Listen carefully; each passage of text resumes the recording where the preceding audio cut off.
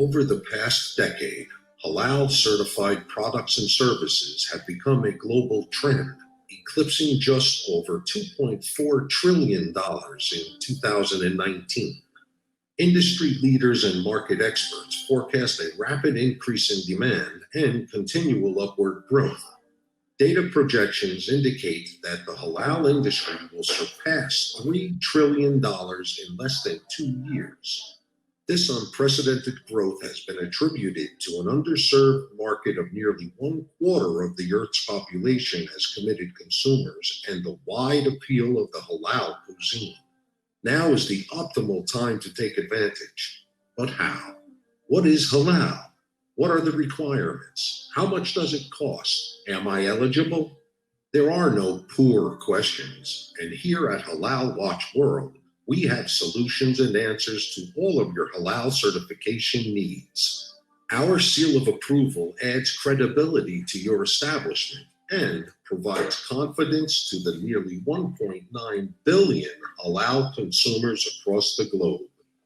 With our certification services, you gain access to government bids, B2B referrals, and expert consultation. We service a variety of industries from manufacturers to restaurants and certify food products, cosmetics, flavorings, and much more. More than just a product or a service, halal is a lifestyle.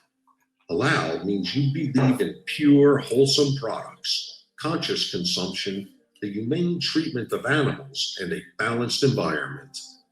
As we celebrate our 30-year anniversary with excellence in service, we invite you to join an ever-growing corpus of thriving companies. Learn more about how to get involved. Our team of dedicated specialists are on standby. Contact us or schedule a free consultation on our website. Experience the benefits that come with a halal certificate. Halal Watch World, the gold standard.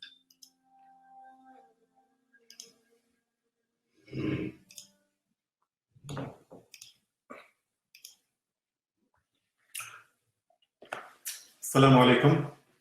Wa alaikum assalam. It's working. Okay, well, it's time to start. Assalamu alaikum, everybody. Let me see how many people we have with us so far.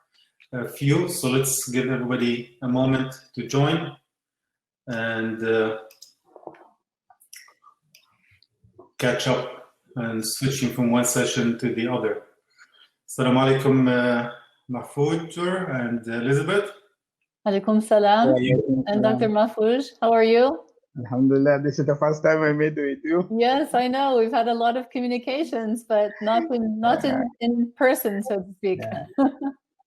Well, welcome. We're glad we did not have to deal with a visa issue to try and get you to the States this year. This is much better. Somehow we can connect. Indeed. For me, actually, I like my physical. Online is our. Yes, absolutely. This is a good way to connect and less expensive. Yes. No airline tickets, no hotels, no visas, no place to find parking. All of this is resolved through video. Yes, but the downside, no samples to taste either. And the cooking class we just had to imagine.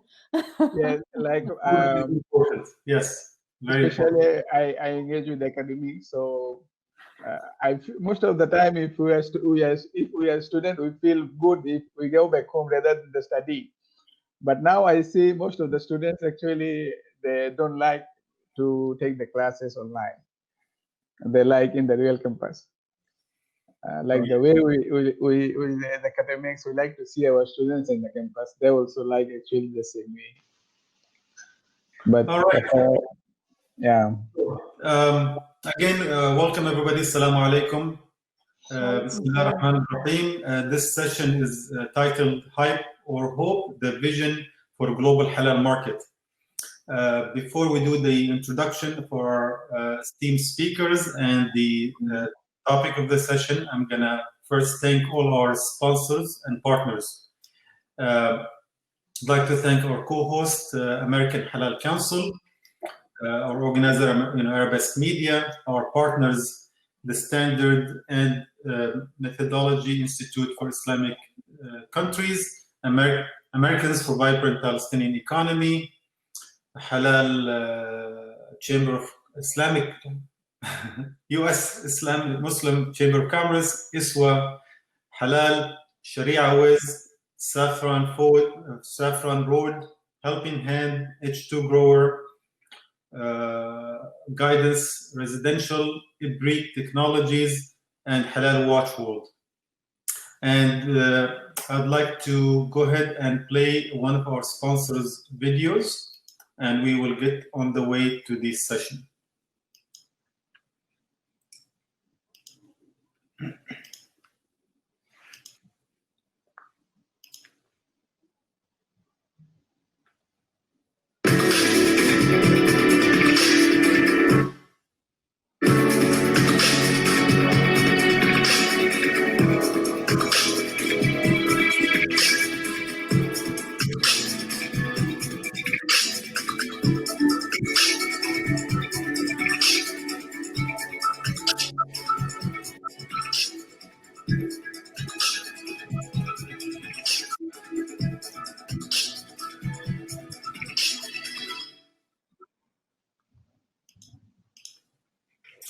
It was for Guidance Residential. Thank you for sponsoring. And now we can go into the session topic. Well, today's market, halal market, is a growing industry globally, and many businesses, entrepreneurs are jumping on board to utilize and capitalize on this growing industry, and billions of dollars have been poured into it from both sides, investments as well as consumers. However, there are issues when it comes to transparency and traceability of halal, whether it's food, cosmetics, financial services, tourism, that need to be addressed. And this session today, we will be discussing this. Both our speakers have some important research and data that they want to share with us. Dr. Mahfoujur will talk about the global halal market. Elizabeth will talk specifically about the US halal market and the research that was conducted by a student in California University, which is very intriguing because we found some important information and data in that research, and Elizabeth will share with us. So let me start with Dr. Mahfoujur. Dr. Mahfoujur works as a senior lecturer at Islamic Business School, University Atara, Malaysia. He obtained his first degree at veterinary medicine from Shahjala University. Excuse my pronunciation if I'm misspelling. University of Science and Technology in Bangladesh. His master's was in animal science with project work on the molecular genetics under European Union Erasmus Mundus program from Swedish Universities of Agriculture Science, Sweden, and Christian Albert University, Zürich, Germany. Then he moved to Malaysia and joined the University of Malaysia to work on his doctoral philosophy degree, where he completed his molecular maker development for halal food assurance. After finishing his doctorate degree study, he worked as postdoctoral research fellow at the University of Malaysia. Welcome, Dr. Mahfoujur. Okay, I would go directly to the slide. I just prepared the slide. Basically, it's just to give an orientation regarding the current market.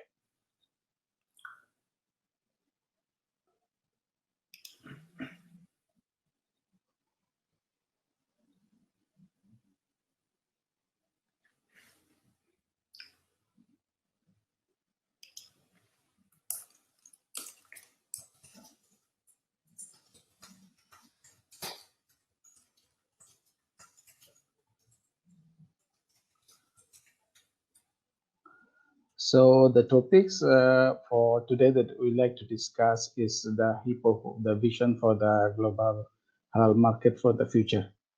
So basically, when we talk about halal, what we importance or why we discuss about halal, and especially in the market issue. For me, the most important thing is now we want to safeguard our religious belief and customers the trust, because many of us for halal issue we got few people cheating. So there are some issues coming, especially halal logos. There is a few things comes on. So that's why the first important things we want to safeguard the religious belief and restore the customer trust, and also the transfer Forgive of me for the interrupting, Doctor. For people who are viewing the session, you can double click on the presentation screen to enlarge it if you want to be able to read it. Not for you, those for the people who are watching. You're fine. Okay. Yes, I'm sorry to interrupt you. No, that's okay. So what? So for me, as I started with why we talk about the halal, because to safeguard the religious belief is most of the important part for us, and also for the control of the genetic diseases and to promote the fair trades. So if we go to the current halal food market, and this is that estimation value from 2020 to 2028, how it looks like. The data here is not the impact of the COVID, because I think there is some discussions about the COVID impact, but this data is not included the value maybe will change because of the COVID. So the major market here that shows is of course the Asia, and moderate is Europe and North America. And market is a product base. We see the halal meat and alternatives is 40 to 80%, halal milk and milk product, and then halal fruits, halal grain, and others. And if you go to the marketplace, just to remind, if you see the major marketplace, we see the multinational company Nestle is the first prize. And if we go to the Malaysia, as I'm from Malaysia, and the major market player from Malaysia that export is halal product is actually Nestle. Not directly, we say like Muslim-owned company, it's a multinational company. And then the Cargill.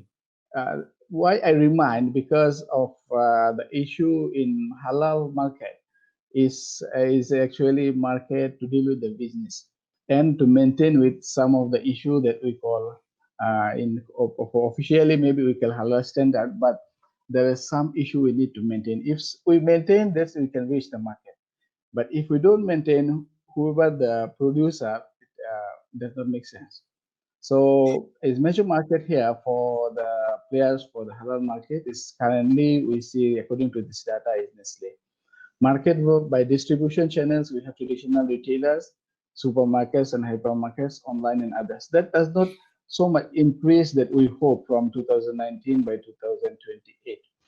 And if we go to the halal, just what to remind, because for me, I try to make this as a presentation for all the as a business, and if someone comes from those who don't have so much background, just to understand how actually the halal markets or halal things looks like.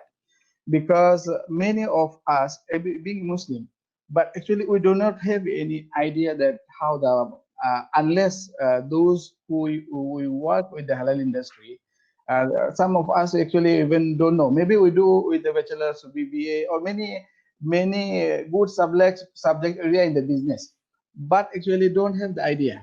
What I see, my friends and others, they actually don't have idea that how halal markets looks like. If we say halal, of course, there are some people say we feed halal, we eat halal, also we should earn halal. Okay, that is of course one thing, but as a market-wise, as in the business issue, we should know the structural format. So I just remind that the food value of the halal consumer market is of course the 62%. There is another issue is travel. Travel, we say sometimes we say halal travel. But for me, actually, I use the word Muslim-friendly tourism. And I had two papers I published last 2 years on Muslim-friendly travel issue in Malaysia and Indonesia. We had a project. So travel issue for Muslim-friendly, I say because when we travel as a Muslim, and then we have some value. Like, for example, if you come to Malaysia or some people travel in Malaysia, most of the hotels, they will find a sign of the Qibla. This is a part of the halal tourism or Muslim-friendly tourism. I say Muslim-friendly because this is the most appropriate word I feel. In terms of fashions, of course, another say modest fashion or whatever it is. But the issue is that as a Muslim wearing, we have a market. Media entertainment, we have a market. Pharmaceuticals, we have a market because many, if especially even I say I'm from basically I'm from Bangladesh, but now I'm currently going to be maybe in Malaysia permanently. But the issue is, if we say the Muslim majority countries, we have say officially 85% Muslim, 150 million people. But what happens in even if you talk to the doctors, normal doctors, they actually don't have idea about the pharmaceuticals. For the pharmaceuticals company, what are the factors? Like gelatin, some maybe they actually even don't think. So last day I asked one of my junior that you should organize a seminar. I want part of that. So it contains about total 44% of the consumers that in the current data. And we have cosmetics. Cosmetics issue, we also around 3% of the consumers. So if we talk about the halal market, the consumer issue, we have mostly 62%. We talk about the food, 8%. We talk about the travel, fashion with 30%, media, education 10%, pharmaceutical 4%, and cosmetics 3%. But now the question for me, and what for me actually, what the way I want to introduce, why we the halal marketing going to be extended. One of the issue is the Muslim population growth, because if we see the Muslim population growth, this data we see many places. I just remind this in my style because the major important for me, that major things we need to know, that why halal market is going to be extended. That if we see the majority of the population, the way of the population increasing style from the non-Muslim, Muslim population growth is 1.4% more than the non-Muslim. So that means that the population of the Muslim is going to be increase in this one. And the world population is projected increase about 35% in the next 2 decades, because by 2030. This is a very common data that we have seen. But another issue is with this is that the GDP growth in Muslim countries, that 57 Muslim majority OIC countries are set to grow 6.2% by 2022. That means the buying power of Muslim is also increasing. And if we see the market for the halal export is projected that by 2013 will be 1 billion surplus. And if here I just show you the structure, that how the GDP of the Muslim country is increasing. The ranking for here is first Indonesia, Saudi Arabia, Turkey. But as a business, because as we are talking because of the message, basically for the United States. In my last, I have a part that about the United States, but of course we have another speaker is also going to talk about this issue. Because one, the thing is the export. These things we will check again later on. And then some of the other things that have increased the demands, not the demands, but we say that the market, how it is actually extended by some activities. Like for we have sustainable in inventory, that we have also, we talk about the animal import and breeding for the purpose of the production. We have in the halal market, we have multinational companies, but with advanced processing structure.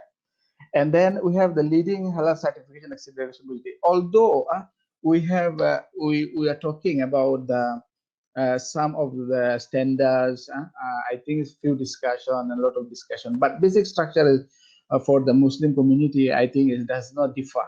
But as a certification body, is actually we are communicating each others, and nowadays it's more better than others. And as I see in Malaysia also, If, for example, from the current data, we have the governmental website. So some of those who are already involved with they are included in the government website, their company, their certification. In US, it will be accepted in Malaysia. I think the same structure is going to be US or some other countries. And then in terms of the halal markets, especially here, we have SMEs, but SMEs also his government try to support. So this is actually how the structural format, the market for the halal is increasing, and the reason behind that, why it is increasing. And if we see the halal markets, it's not just for by the Muslim, for the Muslim. So that means that non-Muslim countries are able to supply demand for halal food within their own countries and around the world. If we see the current structure of the market, 20% of the global halal meat demands is actually fulfilled by Muslim country by themselves. Like, for example, if you see the structure of Malaysia, here also say most of the meat is come from Australia and India. Of course, what I'm talking there is an impact for all of us to think. And then if you see this chart, if you see here, of course there are few data, few ways it comes up onto us. But here, if we see the Brazil, it's not a Muslim country, but they are the major exporter of the halal meat. And then Australia, India, and there is one stage US also is a part. But major countries, if you see, the Brazil is the major exporter for the meat products. For USA, if we say the states for the normally for introduction, within the United States, domestic sales have increased more than 70%. If the data is come from 1995 to still now. So that increase is 70%, and there is an increase in the number of halal market ethnic foods throughout the United States. And in this data is from 2016, the consumer spent 20 billions on halal food, up to 33% from 2010. And these figures are only expected to grow 3.48% by supposed to be next year. So this is the trends and the situations and behind the story of the halal market. Besides this, I want to introduce another important issue, because when we want to talk about halal markets and we want to reach halal market and we want to maintain, I just remind, because there are few things in the industry. Because just to remind, if the big companies in Malaysia, they have to maintain an halal executive for maintaining the halal standards of the product. There are a few things there, but one I think I want to remind about the halal control process. And one thing I want another add, please just remind about the timing for me, because I cannot see the other slides, chatting options. Maybe I should open before I go it. Just to remind me about the times. Yeah, if 4 minutes, and so we can switch to Elizabeth. Okay, just 1 minute. So just I remind about the halal control points in 1 minute. So the halal control points, I hope you are watching the slides, because it's a part of actually HACCP. HACCP and objects of halal control points, actually basically the major objectives is same. Because HACCP, why I remind it, we say that halal hazard analytical critical control point. That is the part for the normal structure of being in the market. You have to maintain this. So this one, we have HCP, halal critical control point. And actually the objectives of both these is two. And that's because of the timing issue. I don't go on the details. But one I have to remind, when we talk about the halal, actually we talk about Islamic proxem at the Iban perspective. That means that the quality of the product should maintain. And this is a part of the hazard analytical critical control point, hazard HACCP, hazard analytical critical control point. And then HCP, we say halal critical control point. Actually, the major objective of these two is same. So when we want to maintain our product, it is a part. So we want to reach the market. We have to maintain the product quality. So this is the one thing I add up on. And then I think because of timing issue, we close there. Thank you, all of you, to join here. Thank you, Dr. Mahfouz. Very good presentation. Important numbers for people to see and understand.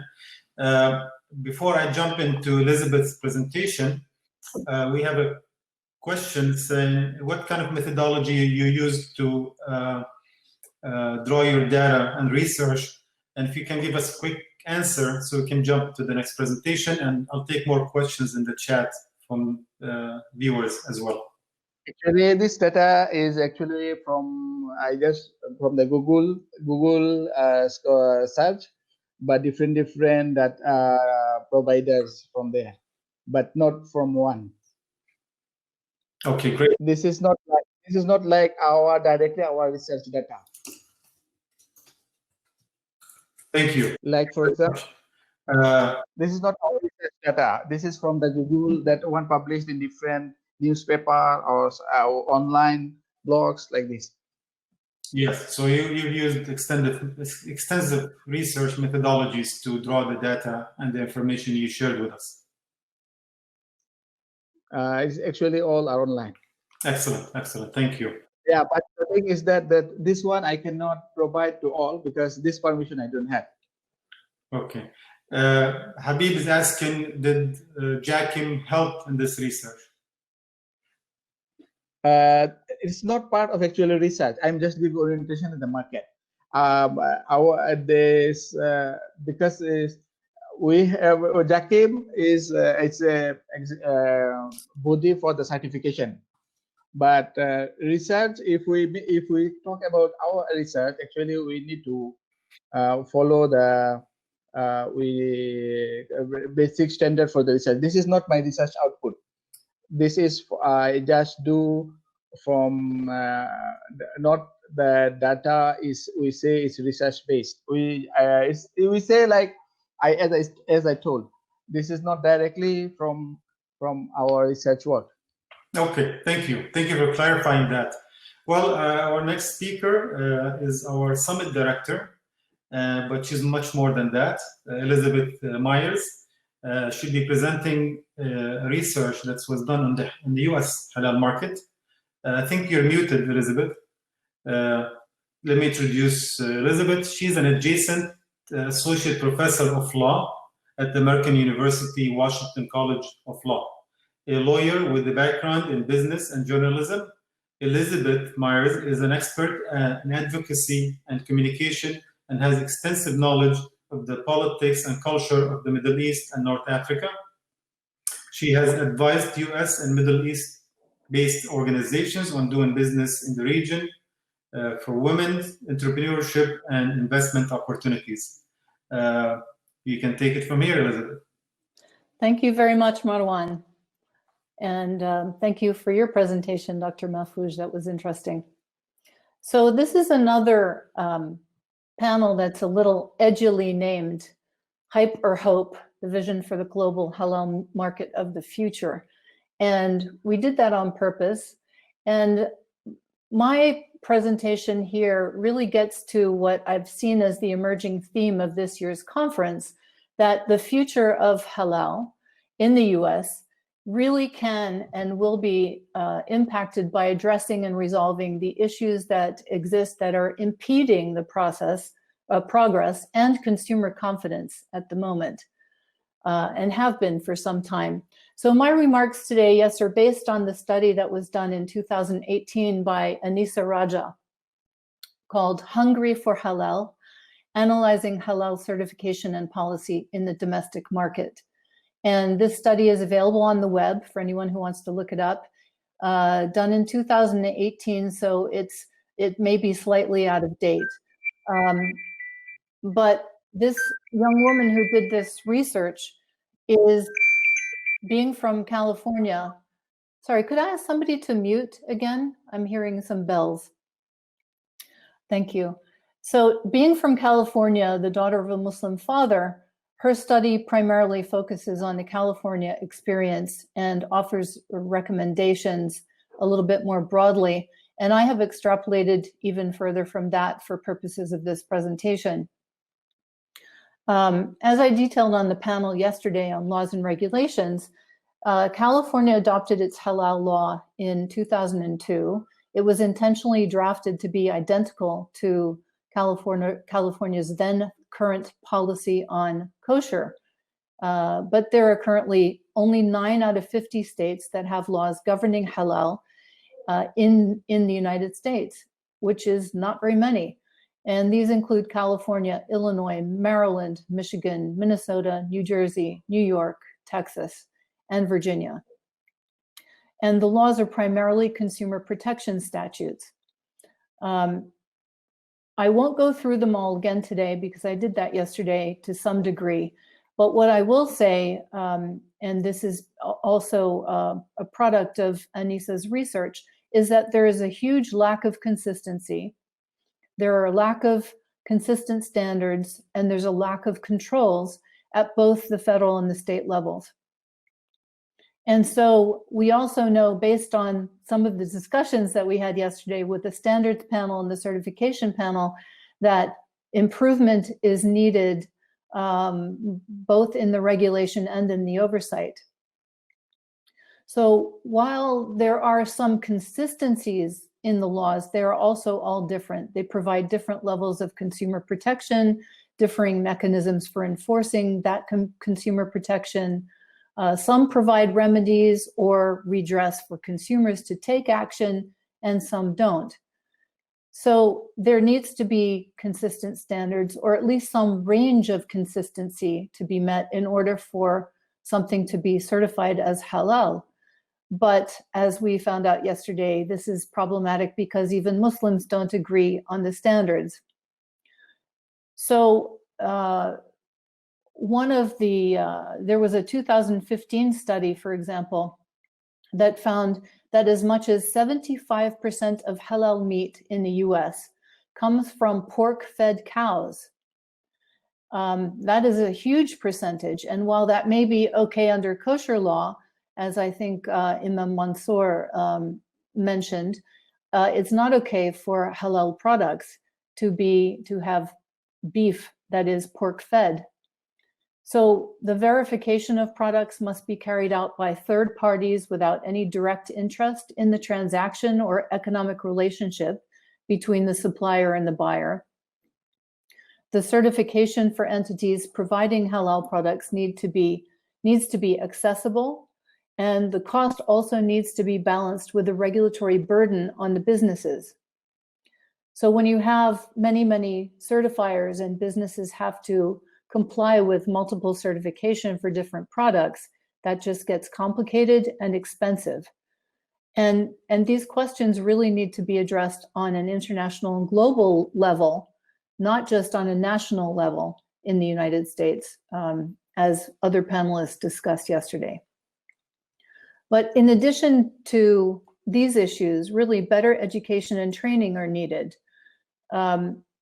Of course, better education in general is really a truism across the board in America. We could really use that in a lot of different areas.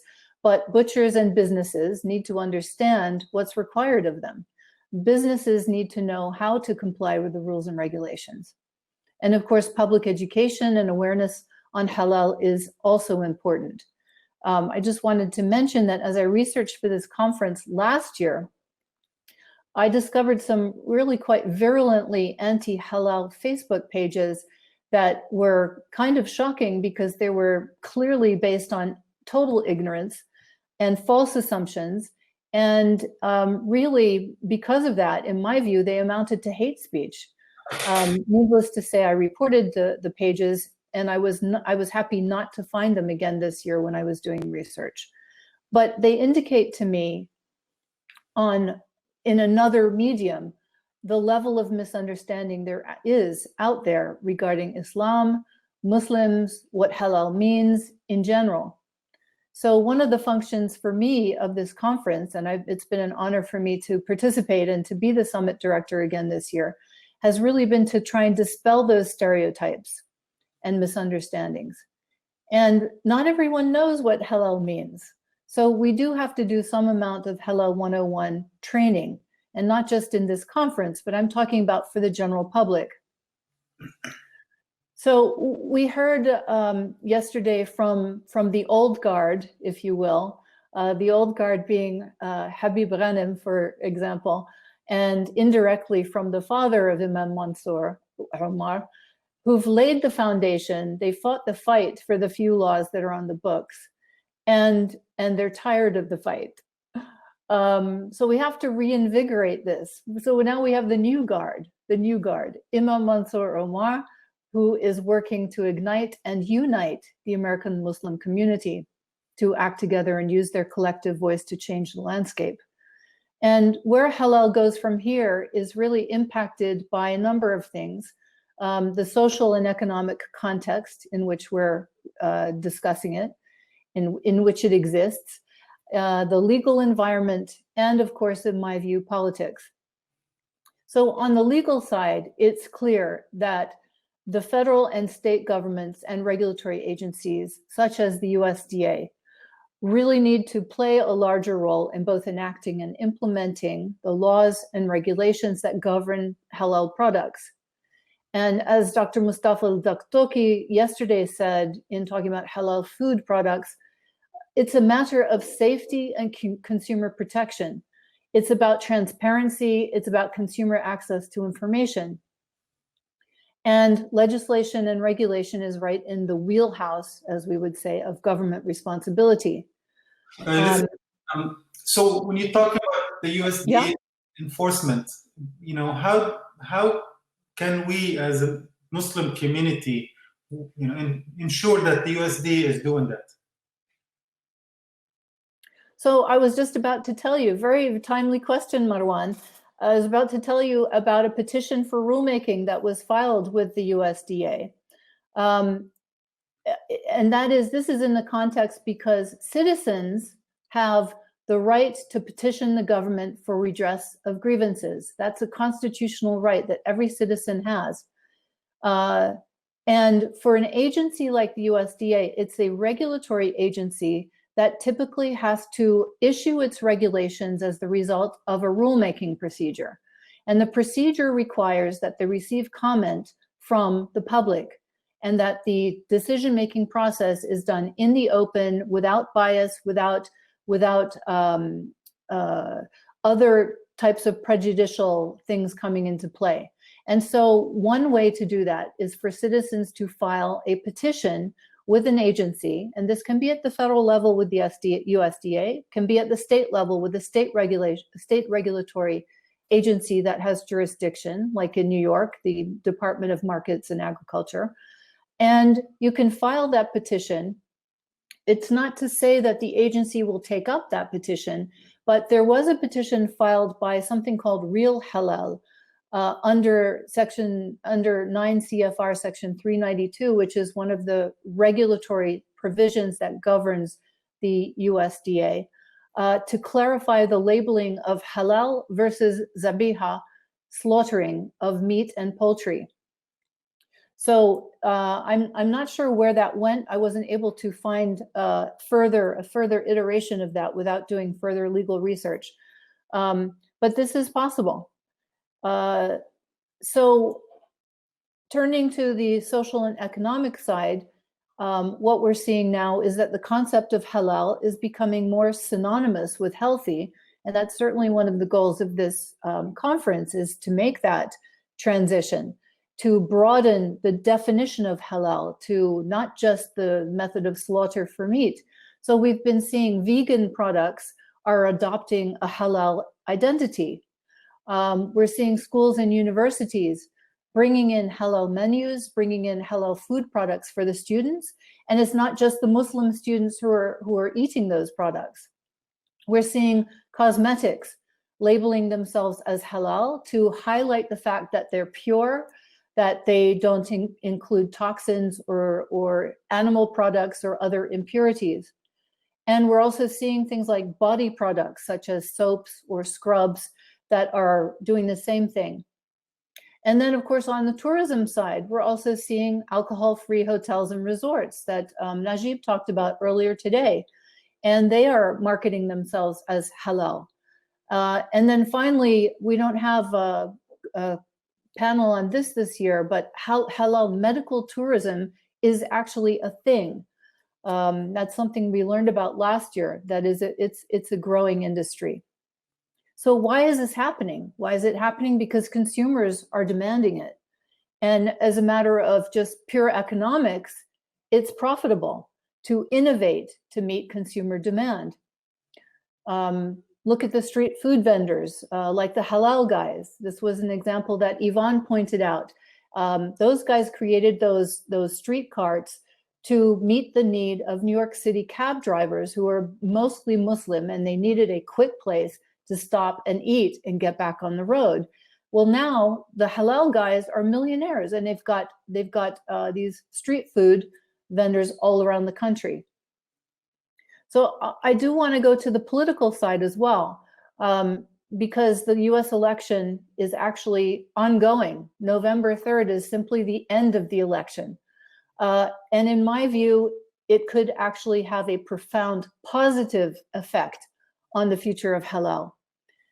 We've seen the current administration's nationalist, isolationist, America First platform. And with that, we've seen a huge rise of Islamophobia. And it's been manifesting itself in various ways, including with food. And the levels of respect, the tolerance and negative perceptions of Muslims heavily correlate with political affiliation, with socioeconomic status, and with race and religion. But mostly, and I think that Myra's ISPU research bore this out as well, mostly it's affected by political affiliation. So in a 2017 Gallup poll, 50% of the people who reported a high level of prejudice towards Muslims said they were Republicans. And contrast this with only 17% of those who identified as Democrats and 7% who identified as independents said that they held significant prejudice. Conversely, those who reported no prejudice towards Muslims were more likely to be Democrats at 39% than Republicans, 23%. And this is the research. This is why research is important.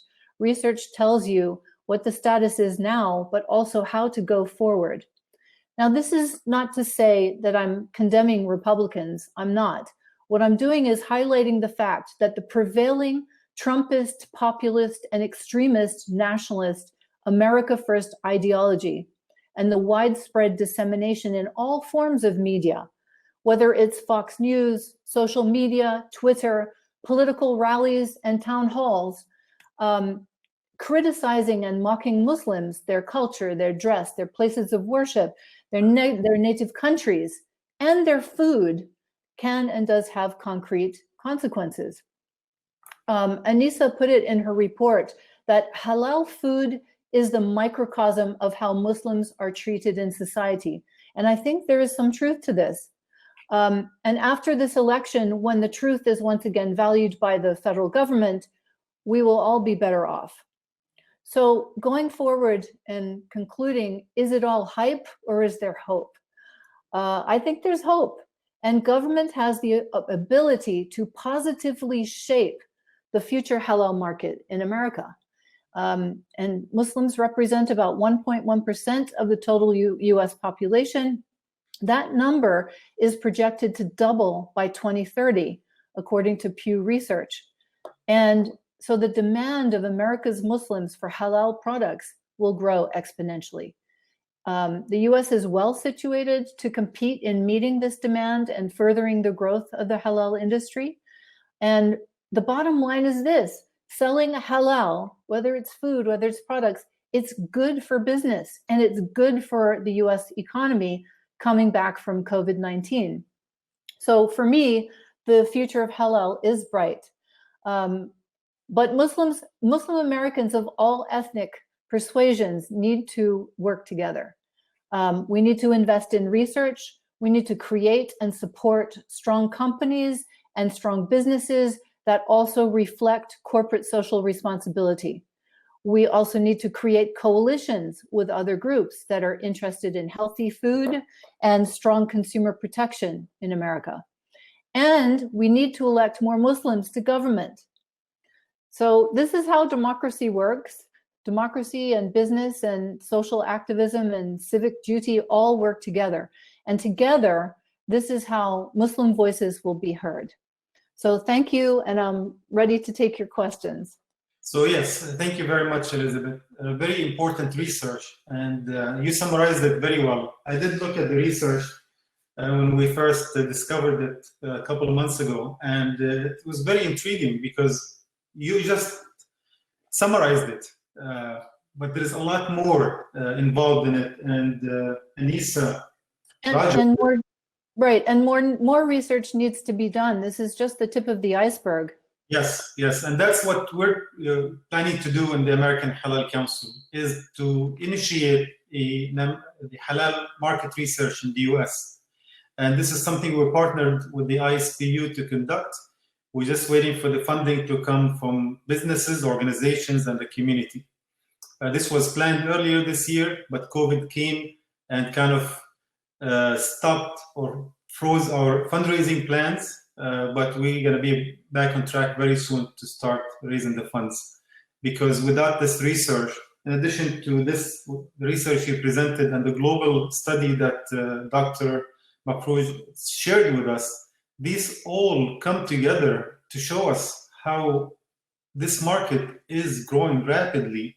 Even with the slowdown of the economy globally, halal is still a strong economy and a strong product and service. So question to you, then question to Dr. Mahfouz in terms of what's next. You talked about the standards, Elizabeth, and you talked about the enforcement. Do you see a relationship between standards and enforcement? Should one come before the other? Or are they separate?